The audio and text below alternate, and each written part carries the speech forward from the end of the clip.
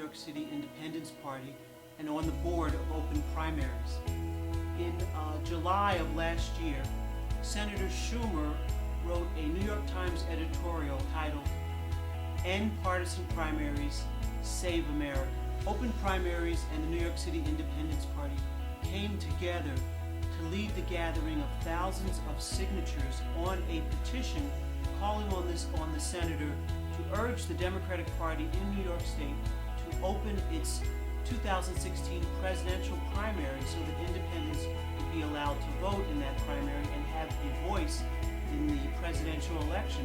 New Yorkers have signed the petition. We've collected signatures on the streets of the city, at college campuses, at subway stations. We've been knocking on doors and making phone calls, and ordinary New Yorkers have expressed a strong sentiment for fairness and for equality and full voting rights as a very important part of our democracy. We're out here in the snow asking people to sign to petition Senator Chuck Schumer to urge him to open up the Democratic presidential primary.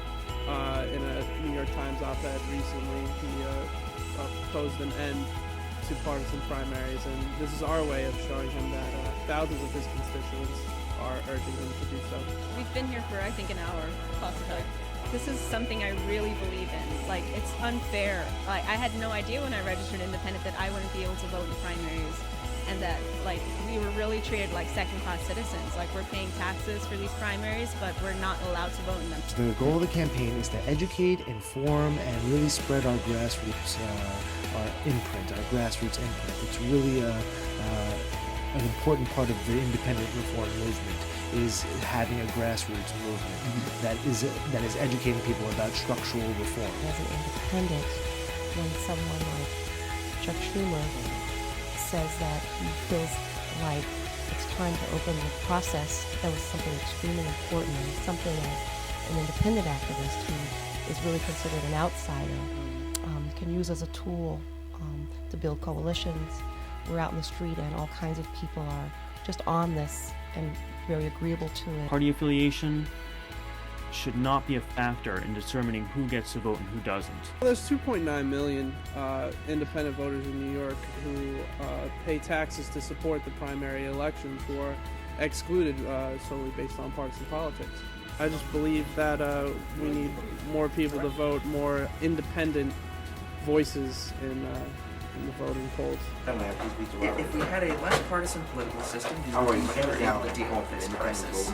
People are very adamant that they feel that partisanship has taken over the entire political system. We have to open this up for everyone to be able to participate. If you open up the primaries, you're inviting more people who normally don't have a say to the voter booths to actually have a say. You'll see a lot more involvement, and you'll see a lot more communication between the people and the politicians. It always is about what's best for the politicians, and it's never about thinking about what's best for the country. Well, even in the freezing snow, people do stop sign, and they agree.